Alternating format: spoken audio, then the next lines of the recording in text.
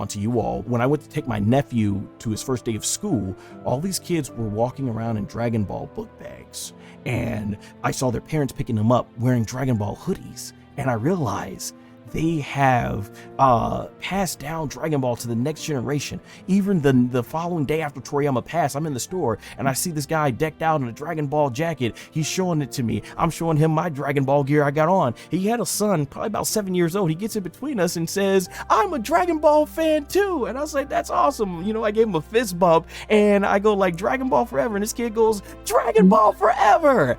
And, you know, it just makes me touch, because that tells me that even though Toriyama's gone, his legacy is going to live on. This 7-year-old kid, Toriyama just passed a few days ago, and this kid so young in his life already that he's saying Dragon Ball forever. And I think that's the beautiful legacy of what Toriyama Akira leaves behind.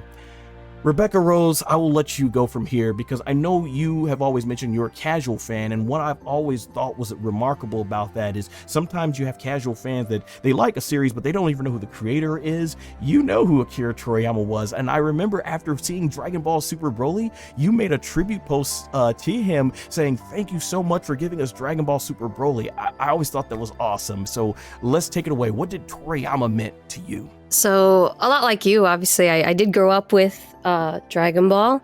And for me, it was, I grew up with Sailor Moon as well. And my first anime that I really connected with my brother, we were watching Dragon Ball.